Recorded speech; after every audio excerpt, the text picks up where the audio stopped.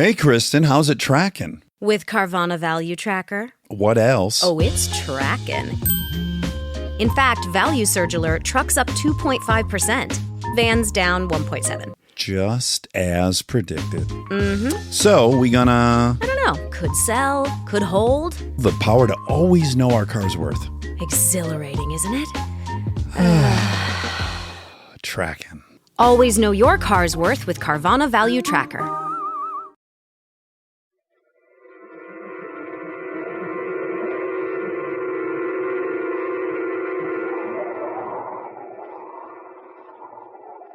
Dark fantasy.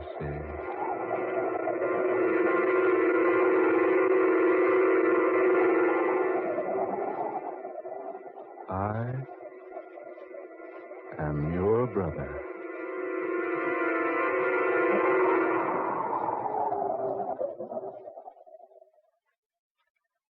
Remember above everything, you must not forget it. The first appearance of bleeding, some days following operation, is of the utmost significance to the surgeon. There will almost invariably be a recurrence unless measures are taken to prevent it, and it will ultimately prove fatal. The vessels most commonly affected are the lingual, the facial, and the internal maxillary arteries. Unless this offending vessel can be isolated... Mr. Briggs, it behooves me to pause in the middle of this lecture to remind you of one important thing. Apparently not important to you, but extremely important to me. I have been paid as high as $1,500 an hour for lecturing on the after-treatment of surgical patients. I lecture here for the college medical class free of charge. I at least expect the courtesy of attention. I do not expect my students to tabulate their meager bank accounts while I am making every effort to instill some portion of physical knowledge into their thick-covered craniums. I was making notes, Professor. Apparently. Mentally, you were tabulating your money in the bank.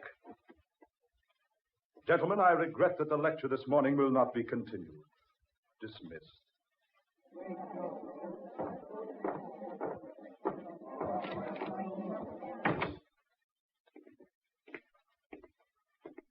Julius, is the lecture over so soon? Stupidity. Nothing but stupidity. Stupidity, Julius? Trying to teach those idiots the secrets of surgery is like trying to drill the Alzonian theory into a 2-year-old. Sit down, Julius. You're I'm tired. not tired. I'm simply exasperated. What's come over you, Julius? You've suddenly become so cantankerous ever since the death of Stephen Hamblin.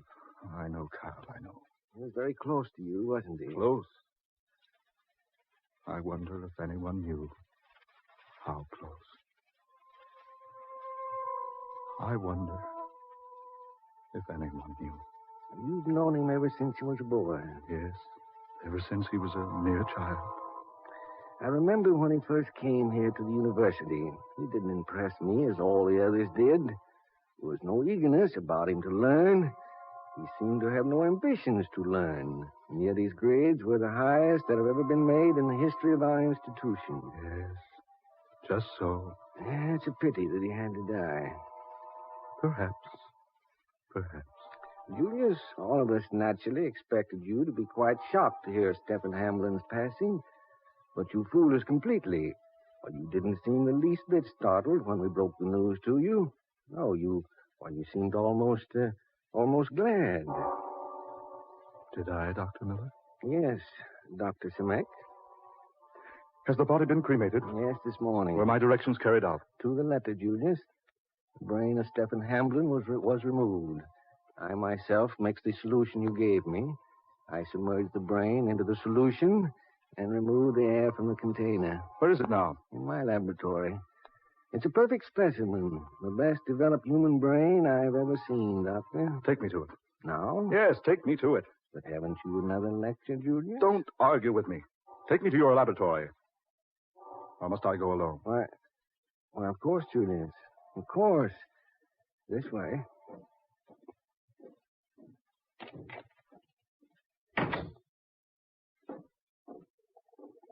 I have the second solution at the boiling point for you. Just as you ordered, Dr. Simek. Good, excellent. Here, the brain. Yes, just so. Most excellent work, Carl. Most excellent. I'm glad you're satisfied. Do you wish to add the solution now? It should be done, I believe. Stephen Hamlin's brain must be preserved. This is one sure way of doing it. I must admit I don't know what your method is. Certainly, I've never heard of it before. I wouldn't think a solution like that would preserve anything. It is a preservance no one has ever known of before. Are you ready, Doctor? Yes, quite ready. Yeah. We can insert this glass funnel through the rubber stopper on the container. I'll do it, Doctor. There. Now. You may extinguish the Bunsen burner, Dr. Miller. You want the second solution just below the boiling point. Yes, very well. Is there anything I can do for you now? No, nothing. Stand back now. About to add the hot solution to the other. There. Perfect. Yes, perfect. Is it necessary to remove the air from the chamber again? No, not now. Not now. I'll replace the punctured rubber stopper with a new one. Yes, do that, Dr. Miller. Just a moment. Dr. Zemek, Yes, Dr. Miller? this brain. Look at it. I have looked at it, Carl. Julius, that brain. It's alive. Does that amaze you? Julius, It's a beautiful specimen, isn't it? alive. It is actually alive. Oh, yes, indeed. It always has been. Julius, I'm an old man. I don't much relish your tricks. This is no trick, Carl. I assure you. Why, that brain is displaying the normal reaction you've often witnessed in viewing a human brain by means of X-ray. Yes, but this brain has no cranium. And the body. No body attached to it. Yet it lives, Carl. It lives. Only Stephen Hamblin's brain could do that. Live after his death. Oh, it's a trick. The solution. It must be the solution. No, Carl. It is not the solution that causes the brain to live. I admit it could not live without the solution. Mere pickling would have destroyed it. But the solution will preserve the life, Carl. The life that has never left. Impossible. Utterly fantastic. No, my dear Dr. Miller, not at all. Not at all fantastic, nor impossible. But the brain cannot live outside the body. The human brain, no. But Stephen Hamblin's brain can. Doctor, Stephen was human, Was he? wasn't he? No one knew Stephen Hamblin as well as I did, Carl. No one. Not even his parents. Oh, they knew he was different, yes. They knew he wasn't just an ordinary person.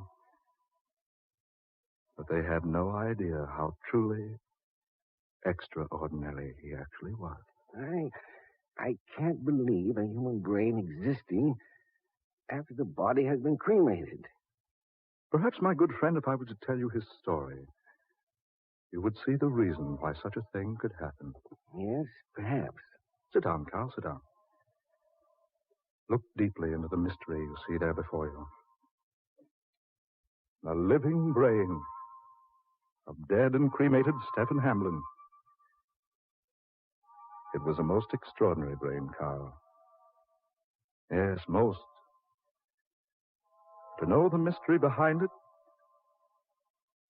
was to know Stephen Hamblin.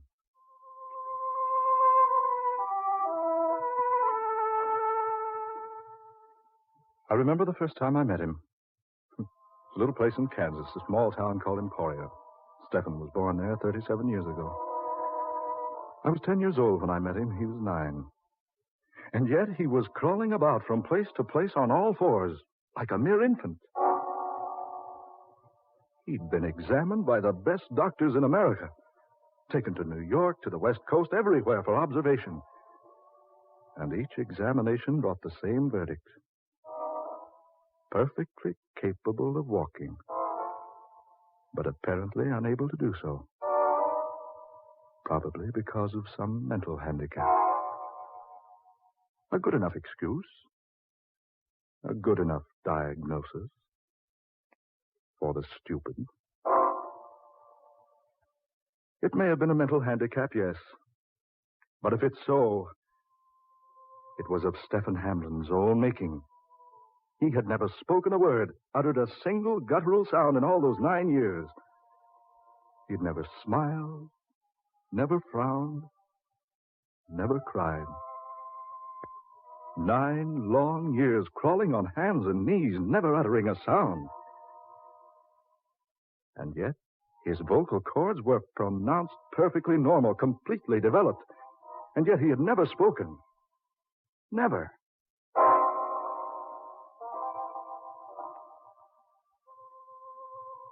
That first day I met him, I was put in charge of him while our elders attended a ball game. It was the first day I really knew Stephen Hamlin. It was the first day anyone ever knew him. When we had been left alone, I went off to a corner of the room by myself. I turned my back to that crawling bulk of a lout there on the floor and chose a book to help while away the time until my uncle should return for me. And suddenly, after a brief passage of time, suddenly there was a hand upon my shoulder. I probably should have been startled. I knew Stephen and I were alone in the house.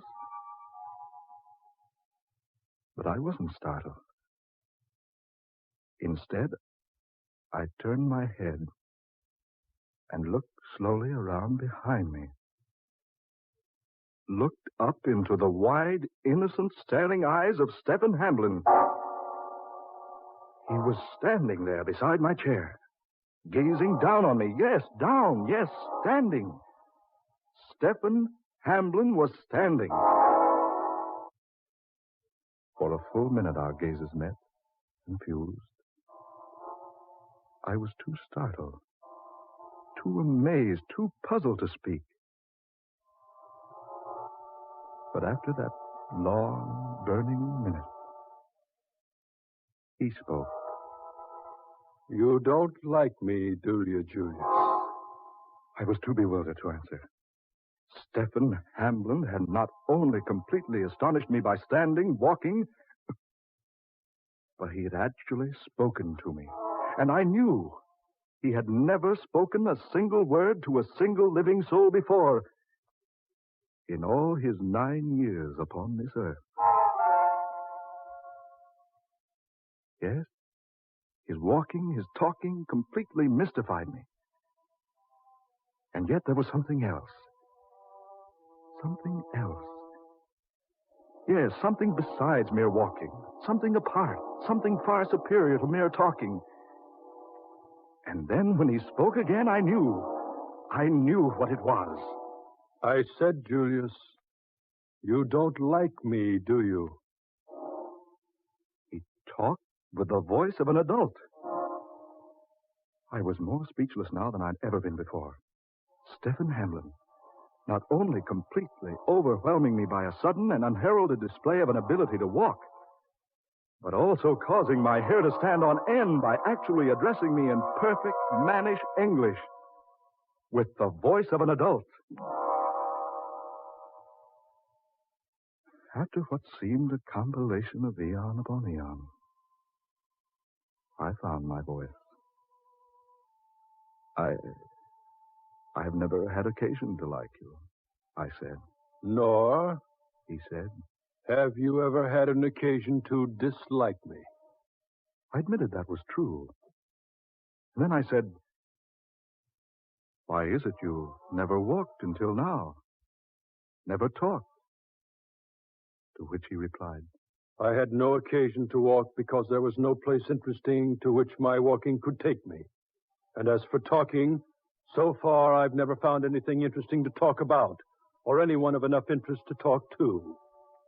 how long, I asked, have you been able to do both? I have had the ability to walk and to talk, He said. ever since the day I was born.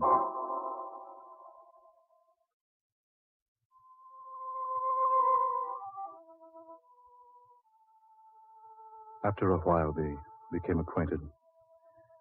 Long before the elders had returned joyously from watching their favorite ball club whitewash the visiting field, Stephen Hamlin and I were bosom pals. It was a friendship that was to exist until death did us part. After that, Stephen Hamlin stood upright on both legs. Spoke like any other human. Did I say human? Forgive me. The only difference was that his was a fully developed mind, a fully developed voice, but a highly underdeveloped anatomy. I remember one day when Stephen and I were playing together on the school ground. I remember I was practicing high jumping at the time. Stephen was watching me. And all of a sudden, he jumped to his feet from where he had been sitting and stood staring wide-eyed. Then quickly he raised both hands before his face as though to shut out an evil, horrible sight. Suddenly there was a noise in the air. The noise of wheels upon rails of steel, spinning, speeding, racing wheels. Clickety-clack, clickety-clack, clickety-clack, screaming as they went. And at that very instant, Stephen covered his eyes with his hands as though to blot out some unspeakable terror.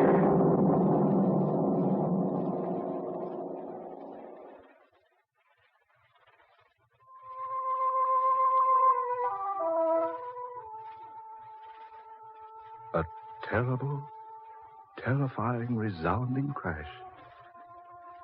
As though a million planetoids had collided in the stratosphere and come crashing down around us like pellets of falling hailstones. When I looked at Stephen, he had slumped to the ground. I rushed to him. My heart leaped within me. I raised Stephen into my arms as I threw myself down beside him. When he opened his eyes, he asked quietly, Was anyone saved? Anyone? Saved? I frowned. Tell me, Stephen, what in the name of heaven happened? He was quiet for a moment. Then he pulled himself away from me, arose to his feet. He looked about him momentarily, on all sides. And then he spoke, still softly.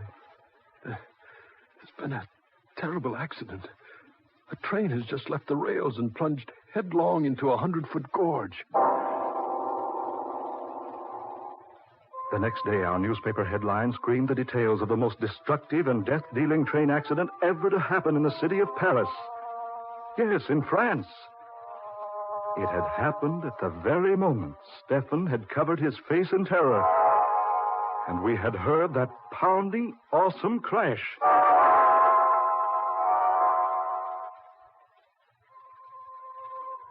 It was not until several years later, when we both entered Oxford College, that I saw Stephen Hamlin again. At first, he avoided me, tried to pretend he didn't know me.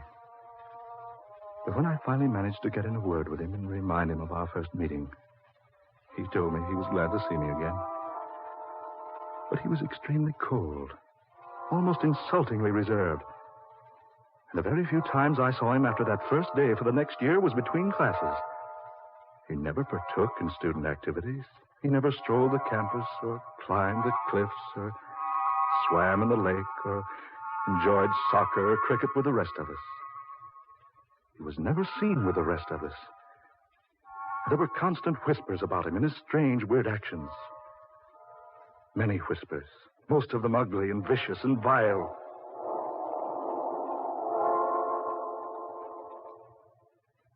It was 4 long years before I talked to Stephen Hamlin again. 4 years at Oxford. I heard those whispers about him all that time. I heard professors say he was the most amazing student of all times. Perfect grades in all subjects, a born doctor, a truly great scientist, a prospect for the world's greatest surgeon. And then, Stephen and I suddenly found ourselves to be classmates. Even then, I had difficulty in finding an opportunity to make speech with him. But after much effort, having exerted a great amount of patience, I finally cornered him. Oh, now look here, Hamlin, I want to talk to you. Yes, Dr. Simek? Oh, please call me Julius, Stephen. I think I want to talk to you, Julius. Good, excellent, my dear fellow. Where shall we go? My room should be as good a place as any. Suppose we go there. All right, Stephen, that's perfectly right with me. So we went to his room. There were no books there, none. But there were a few sheets of composition paper and pen and ink. I picked up several of the closely written sheets. It was the most profound and complete and exquisitely worded treatise in diseases of the human brain I had ever read in all my life. I remarked to Stefan that it was odd that he could pen such a masterpiece and yet had no books whatsoever for reference. He didn't smile when he answered. He simply said, I don't use books, Julius, because I don't need books. What I write, what I recite in my classes, comes not from anything I have ever read, not from anything I have ever been taught or have studied, but from somewhere deep within. You mean you're fully aware of all these facts without having studied or read or heard about them? Yes. You see, there is nothing I don't know. To me, the theories of the scientists and the theologians and the professors and the doctors are merely nothing more than the alphabet is to you. I have no interest in them whatsoever, save that they are convenient at times to know. And most of those profound theories, profound to you, understand, most of them are so terribly false, so astonishingly wrong and untrue and unsound, that they fail to interest me in the least. Yes? Stephen Hamlin was the fount of all the world's most intellectual knowledge. Everything that all mankind had ever known, the secrets of science, of medicine, of astronomy, of surgery, and numbers and mechanics, and all the millions and millions of other subject matters, were all embedded there. There, deep in that superhuman, unbelievable brain of his. After our graduation from Oxford, after we came here to medical college to study surgery, Stephen and I grew closer and closer together. Never did he open a textbook. Never did he study or concentrate upon the lectures of Europe's most eminent and distinguished scholarly instructors. And yet, his grades, his papers, his recitations were perfect in every degree. And then one day, Stephen Hamlin told me his secret, poured forth his very soul at my feet, and threw himself at my mercy. You think I'm odd. You call me different. You despised me the first day you met me because I didn't walk, didn't talk, despite my apparent ability to do so. Men everywhere have always shunned me. All my life I've been whispered about behind my back. All my life I've been lonely. My heart has been heavy with loneliness that no human words, no, not even those words I can summon may ever describe. I'm different, yes. To me, complete universal knowledge has always been more an instinct than an acquirement. All my days I have had nothing to acquire, nothing for which to exist, nothing save one thing. Ever since the day I was born, I have been looking for my brother. Your brother, Stephen? I thought you were the only child. I am. I don't mean my worldly flesh and blood brother. No, I mean something far greater than that, Julius. I've spent my life searching for my spiritual brother, as it were, and yet not altogether spiritual, no. You see, Julius, I am not of this race. It startles you, doesn't it? But it's nonetheless true. I was born 10,000 years too soon. Yes, at least 10,000 years. Something went wrong in the plan of things, some mix-up in regeneration, some grave calamity in the routine of creation. For my kind, my race, it's not to be born into this world until thousands upon thousands of years hence. How I came to be, I have no answer, but I am, and so I shall be, till my span is ebbed. I had the complete knowledge of your universe because, according to the plan of things to come, all that is knowledge here with you now will be merely common inborn knowledge for the race in the future that is to be mine. That's why I need no books. That's why I'm different. Because the things you know are as mere nothingness to me. And because the things I know are 10,000 years beyond your understanding. I've brought you here, Dr. Julius Simek, to announce to you the end of your civilization. I found the means of destroying it at one fell swoop. The sooner to bring about the appearance of my race, the better for the world. I've sought the world over for my brother, the one like me, one of my race. But now I'm certain there is none. That I am alone. I can foretell everything. I know everything that is to come. All save one thing. I do not know my destiny, my own individual end. I do not have the power to foresee that, or to foresee who will bring it about.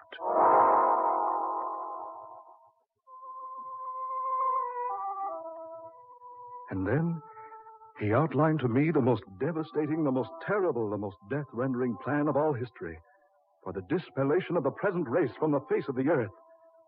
Bitterly he outlined it, poison dripping viciously from his every word. It was so simply done, so quickly, so painlessly, that its very program rendered unto me a nausea that I found almost impossible to overcome.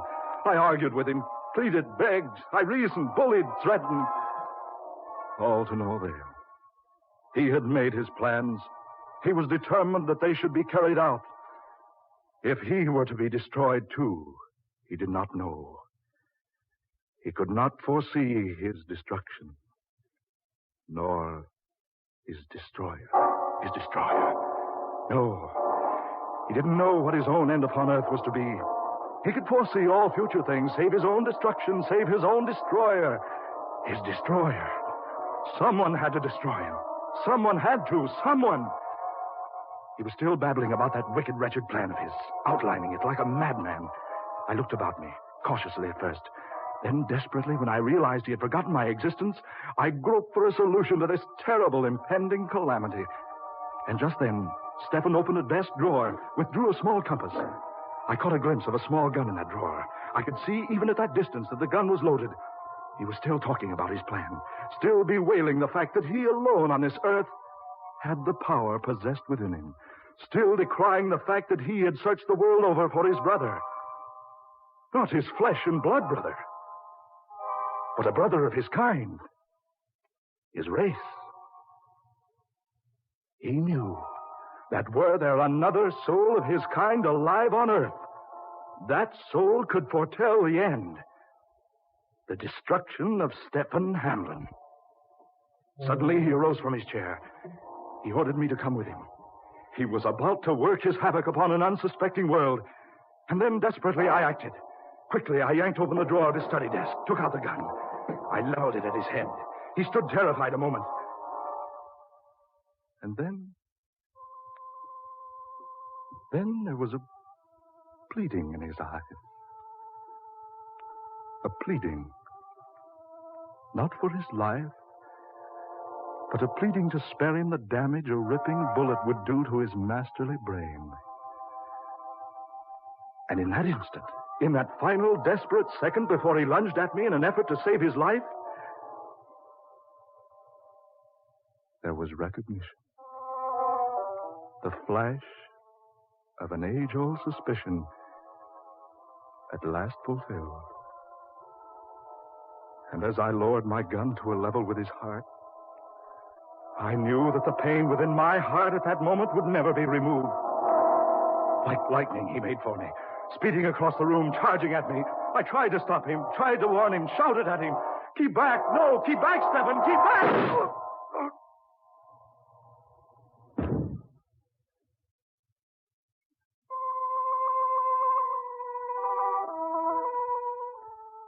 He fell at my feet, kneeling, almost in supplication. He had not foreseen his end. He did not know. He could not know. For I was his brother.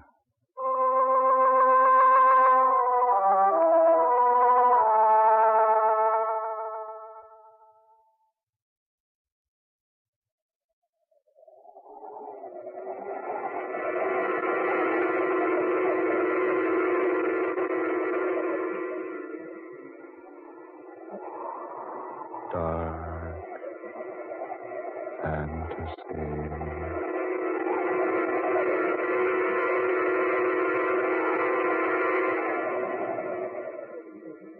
Tonight's original tale of dark fantasy, I Am Your Brother, written and directed by Scott Bishop and originating in the studios of WKY.